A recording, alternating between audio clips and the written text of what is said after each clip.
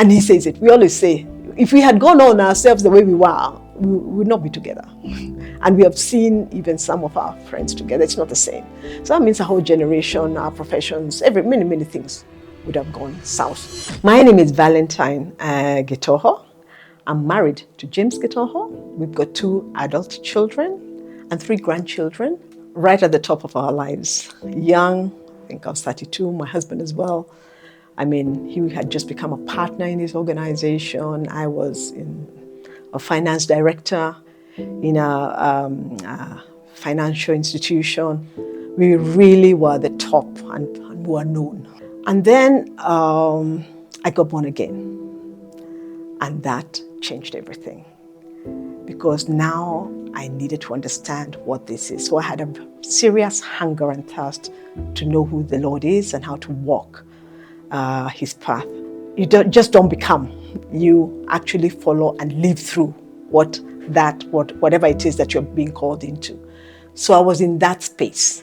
And also being in this particular organization, this financial institution, it was so well known. I really also needed somebody to walk with me and saying, how do I walk as a believer in the corporate sector, right at the very top where you have visibility. And I needed more because our children were young, were busy, and our children we were about 5 years married. Yeah, our children 3 and 5. So it was that kind of a space. So I needed to understand, how do I bring all this together?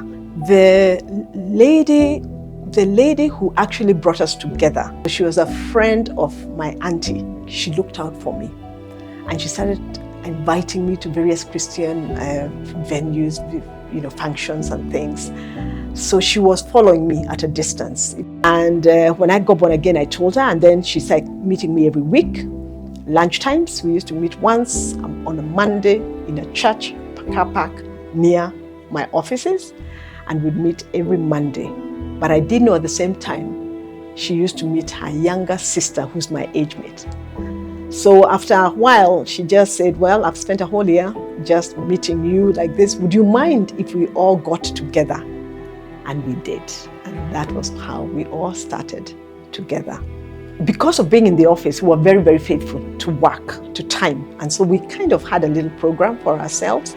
Basically, it would have a time, we'd start off with prayer. One of us would share the word. And then after sharing the word, we'd all bring in our bits and pieces into whatever it is that we hear the Lord saying. And then finally, the third thing that we did is basically pray for the nation, the church, and the families. That was our calling and has been throughout. And share any other personal prayer requests that we had at that particular time. Everything I do passionately. I'm very passionate about anything. So even when I got born again, and I was wondering, I love my husband so much, I enjoy our time together, how are we going to move on from here? And the Lord was just saying, keep on praying, not only for him, but also for his friends. And that was tough.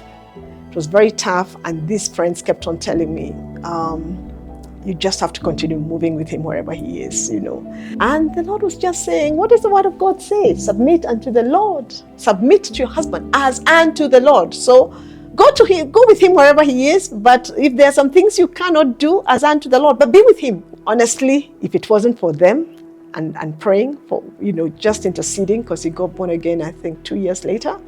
And he says it. We always say, if we had gone on ourselves the way we were, we would not be together. And we have seen even some of our friends together. It's not the same. So that means a whole generation, our professions, many things would have gone south. That's a very significant part, which now also adds to the other side, the significance of where we are today, 40 years thereafter. And I met this guy 50 years. 40 years thereafter, we are there together enjoying ourselves as empty nesters. That would not have happened. Our children being born again, our grandchildren being born again, all of us moving in the areas that the Lord has called us into. It wouldn't have happened. It would have collapsed. But they kept on telling me, no, you don't do that. Don't say, I'm going to shut the door, I'm going to do this. I said, no, you don't do that. Go sit in the toilet and pray. So those are some of the things. Yeah, so they really held me on my journey. They taught me how to live the word. Authentic kingdom living. What I am today came from there. And you one day be very lonely. You're very busy right now. If you don't have those pillars established, people who can honestly speak to you, correct and rebuke you in love, and equip you in wherever it is in the various spaces along your journey, then you've missed out something so important. When you become self-sufficient or we are shallow, you need somebody to talk who sees you and knows you, even knows you more than anybody else, to speak to you and has time for you. You'll flourish throughout because you also understand what your giftings and your unique giftings are.